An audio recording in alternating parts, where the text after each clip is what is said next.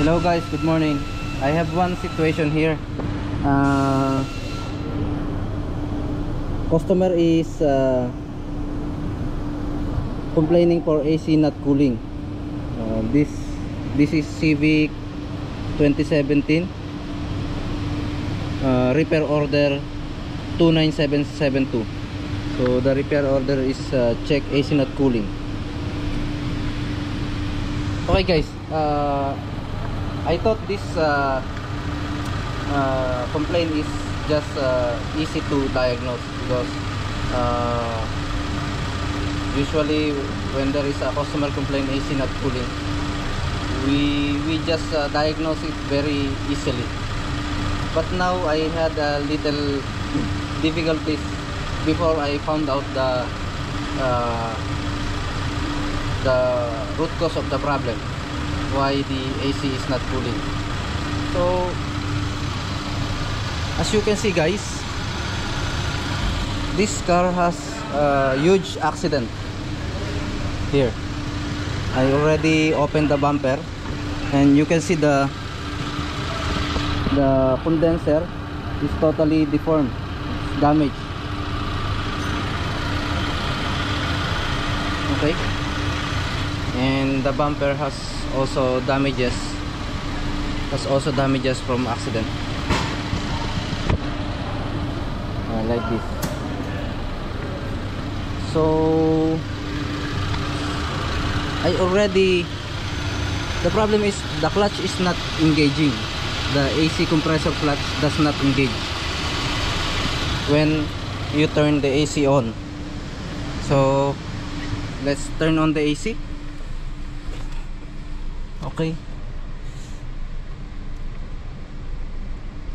so the AC now is turned on. Okay, and still the AC is not cooling. The blower is delivering enough air, but it's not cold. So definitely the AC is totally not cooling.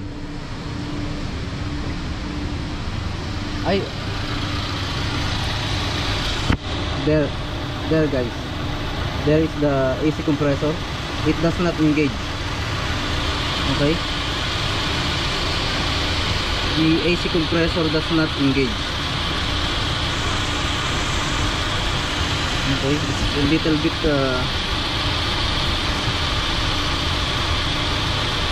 dark, but as you can see, the AC compressor does not engage. Okay, the clutch is not engaging. Then I already recharged the AC refrigerant, because I thought there was no AC refrigerant in the system, so it may cause the compressor clutch not to engage because of no AC refrigerant in the system. The AC pressure switch will sense that there is no AC refrigerant in the system, no pressure, so therefore the AC compressor clutch will not engage. But when after recharge of AC refrigerant, the AC compressor clutch still not engaging after recharging the AC refrigerant. And then I came up to check the fuse and the relay. So this is the AC compressor clutch relay, and using DMM I found out that the relay and the power supply needed to engage the AC compressor clutch is present in the load side, but in the control side the voltage suddenly disappear after a few seconds. So it means the AC compressor clutch does not work instantly. And I noticed, just now I noticed that, see, the outside temperature is blank. There was no reading of outside air temperature. But I didn't notice that one before. So I just hey guys, I just supply direct voltage. I jump the AC compressor clutch relay into the load side so that the AC compressor engage using this one, just like this. Okay, this is the jumper wire, as you can see. I'm going to show you now. Okay, I'm going to remove the AC compressor clutch relay.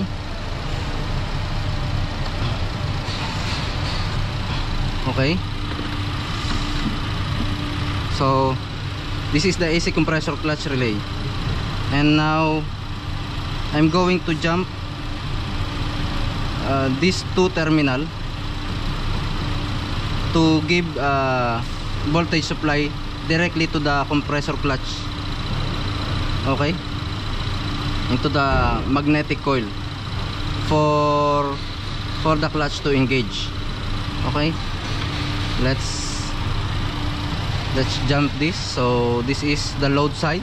Of course we are going to jump always into the load side of the relay. This is the control side. These two terminals are control side, so we always make sure that we always do the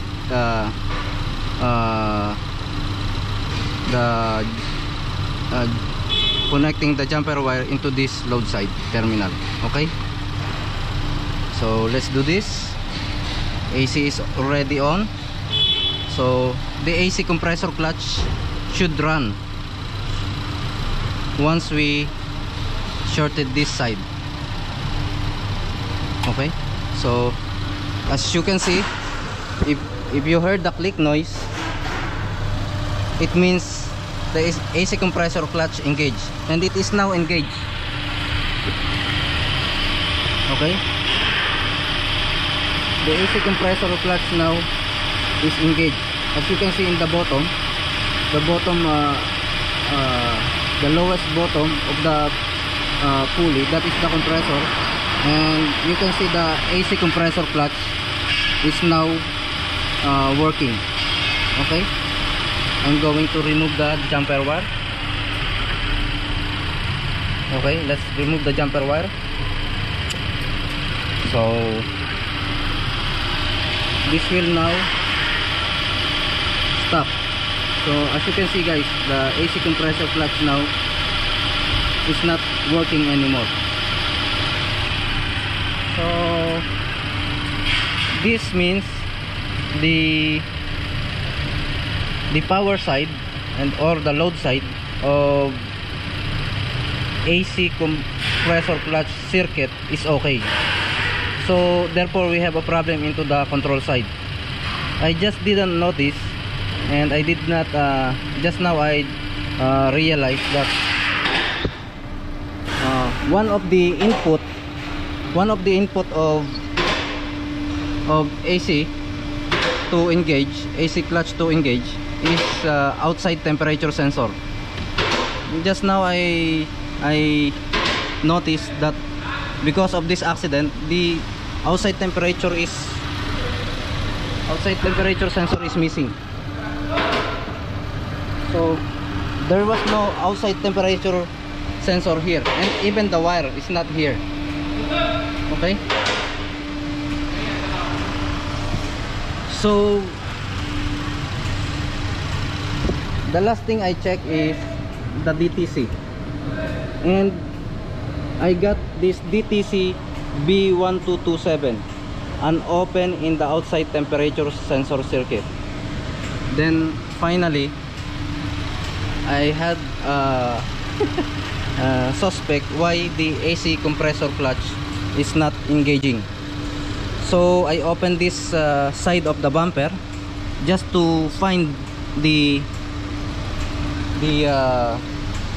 outside temperature sensor, and I found out that this AC temperature sensor and including the wire is not there. It is already cut.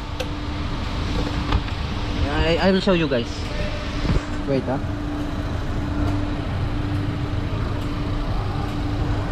I'm going to show you. The wire is here. It's totally cut. It is totally cut. Okay. So this is the wire. This is the wire of outside temperature sensor. So the outside temperature sensor is missing. I cannot find it. It's not here anymore because maybe of this big accident damage. So the sensor is not there, and that is the reason why we have DTC D227 and open in the outside air temperature sensor circuit.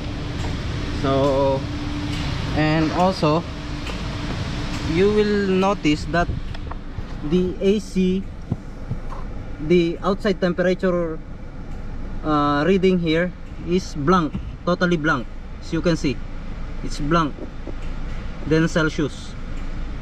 So in the system description, guys, it is saying, it is said in the system description and into the circuit diagram that the outside temperature for the outside air temperature is one of the input for the AC compressor clutch to engage. It means this is one of the requirement for your AC to work, and that makes me realize now when I saw this DTC. Okay guys, that's one important thing I'm going to share today, so that in the future, if you encounter this kind of scenario, it is easy for you to know what to check and how to diagnose the AC compressor clutch not working or AC not cooling. Okay guys, so remember, B1227 is the DTC, an open in outside air temperature sensor circuit. Okay. Okay guys, the purpose of this video continuation is just to make sure that the root cause of the problem of AC not cooling is the outside temperature sensor open circuit. So I am here now on the same year model, exactly the same model, Civic also, just to confirm that what if I remove the AC, I mean the outside temperature sensor. Once I disconnected the AC temperature sensor, the AC clutch will not engage. Okay, so let's start the engine and turn on the AC. So this AC is on.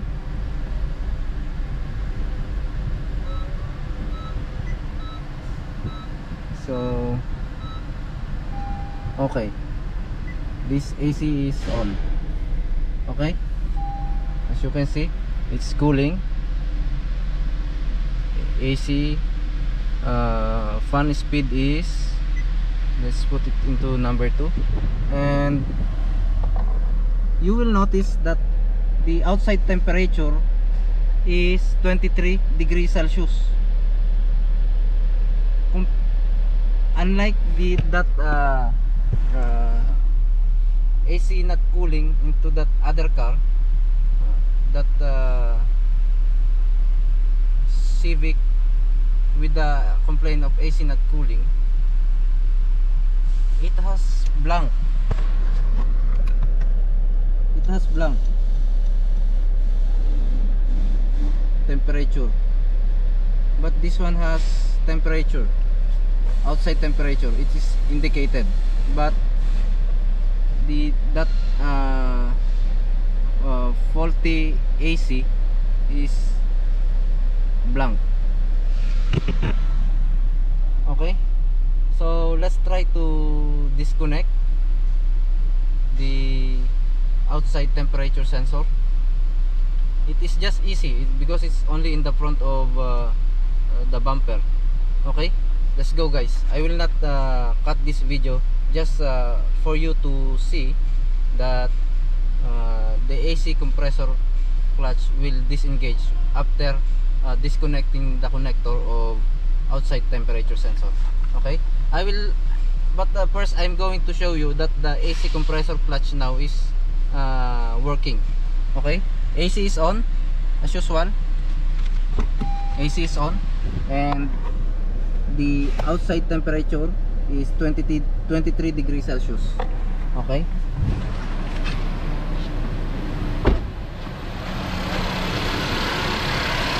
so there is the AC compressor clutch. As you can see, it is working. It is now currently engaged, and the fan is working also.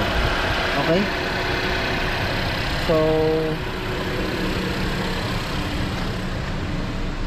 so let's turn off the engine. Let's turn off the engine, and let's disconnect the outside temperature sensor. So the outside temperature sensor is just here. It's very easy to locate. So I'm going to remove it now.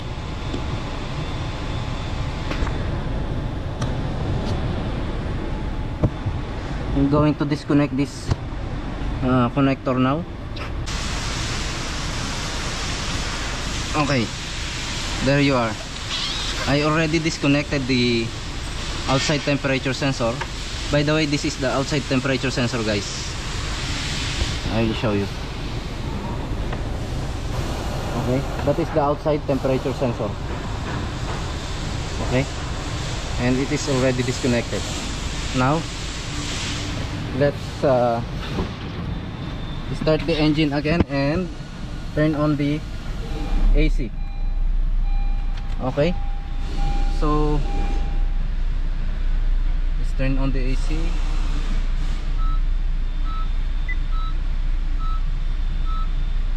Okay, AC is on.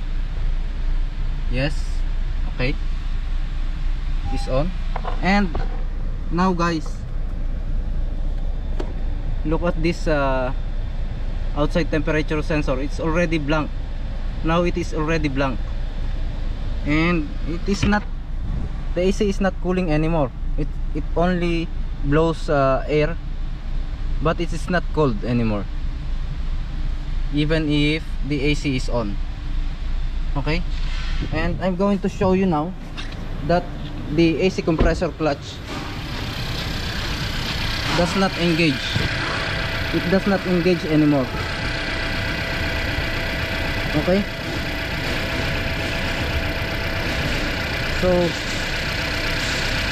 it is totally not working. Okay, but let's try to reconnect again this connector. What will happen?